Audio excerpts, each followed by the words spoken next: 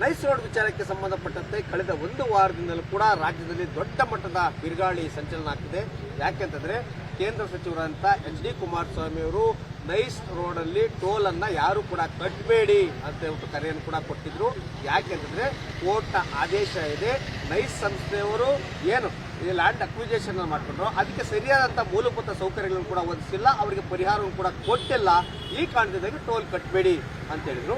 ಈ ಕಾರಣದಿಂದಾಗಿ ಕಳೆದ ಒಂದು ವಾರದಿಂದಲೂ ಕೂಡ ಸಾಕಷ್ಟು ಕಡೆ ಆ ಟೋಲ್ಗಳಲ್ಲಿ ತುಮಕೂರು ರಸ್ತೆ ಆಗಿರ್ಬೋದು, ಮತ್ತೆ ಅದೇ ರೀತಿಯಲ್ಲೂ ಕೂಡ ಇದು ನಾಯಂಡಹಳ್ಳಿ, ಈ ಎರಡು ಕಡೆಯೂ ಕೂಡ ಟೋಲ್ನಲ್ಲಿ ಹೋದಂಥ ಸಂದರ್ಭದಲ್ಲಿ ಕೆಲವೊಂದಷ್ಟು ಜನ ವಾಹನ ಸವಾರರು ಆ ಟೋಲ್ ಸಿಬ್ಬಂದಿಗಳ ಬಳಿ ಸಾಕಷ್ಟು ಪ್ರಮಾಣದಲ್ಲಿ ಜಗಳವನ್ನು ಕೂಡ ಮಾಡ್ತಿದ್ದಾರೆ. ಕೆಲವೊಂದಷ್ಟು ಜನ ಏನು ಕೇಳ್ತಲ್ಲ, ಯಾಕಂದ್ರೆ ಫಾಸ್ಟ್ಯಾಗ್ನಲ್ಲಿ ರೀಚಾರ್ಜ್ ಇದೆ, ಆಟೋಮೆಟಿಕ್ಲಿ ಅದು ತಗೊಳುತ್ತೆ ಮತ್ತೆ ಓಪನ್ ಆಗುತ್ತೆ. ಈ ಕಾರಣದಿಂದಾಗಿ ಟೋಲ್ ಪ್ಲಾಜಾದಿಂದ ಸಲೀಸಾಗಿ ಹೋಗ್ತಾ ಇರುವಂಥ ಘಟನೆ ಕೂಡ ನಡೀತಾ ಇದೆ.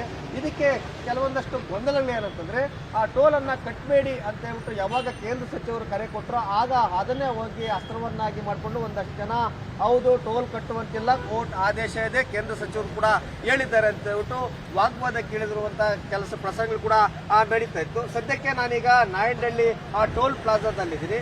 ಈ ಒಂದು ಟೋಲ್ ಪ್ಲಾಜಾ ಪ್ರಮುಖವಾಗಿ ಎಲೆಕ್ಟ್ರಾನ್ ಸಿಟಿ, ತುಮಕೂರು ರಸ್ತೆ, ಮೈಸೂರು ರಸ್ತೆ, ಹೊಸೂರು ರಸ್ತೆ ಮತ್ತು ಕನಕಪುರ, ಇಷ್ಟು ಮಾಗಡಿ ರೋಡ್, ಇಷ್ಟು ಕಡೆ ಕೂಡ ಕನೆಕ್ಟಿವಿಟಿ ಕೊಡುವಂಥ ಟೋಲ್ ಪ್ಲಾಜಾ, ದೊಡ್ಡ ಟೋಲ್ ಪ್ಲಾಜಾ ಇದಾಗಿದ್ದು, ಇಲ್ಲಿ ಸದ್ಯಕ್ಕೆ ಯಾವುದೇ ರೀತಿಯಾದಂಥ ಯಾರು ಕೂಡ ಆಕ್ಷೇಪ ವ್ಯಕ್ತಪಡಿಸಿದಂಥದ್ದಾಗಲಿ ಇಲ್ಲ ಟೋಲ್ ಕಟ್ಟುವಂತಿಲ್ಲ ಅಂತ ಕೇಳುತ್ತದಾಗಲಿ ಸದ್ಯಕ್ಕೆ ಯಾವುದೇ ರೀತಿಯಲ್ಲಿ ಕೂಡ ಕಂಡು ಬರ್ತಿಲ್ಲ. ಕೆಲವೊಂದಷ್ಟು ಜನ ಮಾತ್ರ ಒಂದಷ್ಟು ಜನ ಅಸಮಾಧಾನ ವ್ಯಕ್ತಪಡಿಸಿ ಇಲ್ಲ ಟೋಲ್ ಕಟ್ಟುವಂತಿಲ್ಲ ಅಂತ ಕೂಡ ವಾಗ್ವಾದವನ್ನು ಕೂಡ ಮಾಡ್ತಿದ್ದಾರೆ. ಅವರಿಗೆ ಸಮಾಧಾನವನ್ನ ಹೇಳಿ ಆಯ್ತು ನಿಮ್ಮ ಹತ್ರ ಟೋಲ್ ಕಟ್ಟಬಾರ್ದು ಅನ್ನೋದಕ್ಕೆ ಏನಾದರೂ ಆದೇಶ ಕಾಪಿ ಇದೆಯಾ, ಆ ಕಾಪಿ ಇದ್ರೆ ತೋರಿಸಿ ನಾವು ನಿಮ್ಮನ್ನ ಬಿಡ್ತೀವಿ ಅಂತ ಕೂಡ ಇವ್ರು ಟೋಲ್ ಸಿಬ್ಬಂದಿ ಹೇಳ್ತಿದ್ದಾರೆ. ಆದರೆ ಕೆಲವೊಂದಷ್ಟು ಜನ ವಾಹನ ಸವಾರರು ಇಲ್ಲ ಟೋಲ್ ಕಟ್ಟಬೇಕು ಅಂತ ಹೇಳಿ ನಿಮ್ಮ ಹತ್ರ ಏನಾದರೂ ಇದೆಯಾ ತೋರಿಸಿ ಅಂತ ಕೂಡ ಕೆಲವೊಂದಷ್ಟು ಜನ ಪ್ರತಿವಾದ ಕೂಡ ನಡೀತಾ ಇದೆ. ಆದರೆ ಅಷ್ಟು ದೊಡ್ಡ ಮಟ್ಟಕ್ಕೆ ಇಲ್ಲಿ ಯಾವುದೇ ರೀತಿಯಾದಂಥ ಗೊಂದಲ ಕೂಡ ಸೃಷ್ಟಿಯಾಗಿಲ್ಲ, ಮತ್ತೆ ಯಾರು ಕೂಡ ಜಗಳ ಮಾಡುವಂಥ ಉದ್ದೇಶದಿಂದ ಕೂಡ ಯಾರೂ ಬರ್ತಿಲ್ಲ.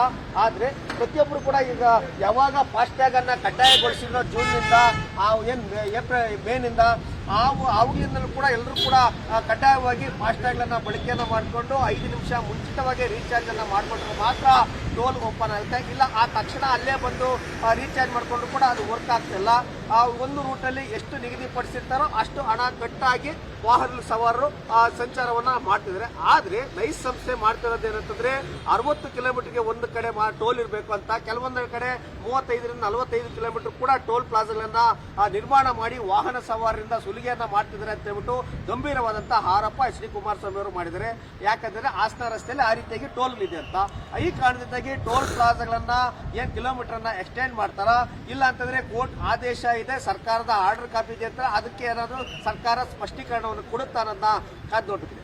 ಕ್ಯಾಮರಾಮನ್ ರವಿಕುಮಾರ್ ಜೊತೆ ಮಲಾಟಳ್ಳಿ ಶ್ರೀಧರ್, ಪವರ್ ಟಿವಿ, ಬೆಂಗಳೂರು.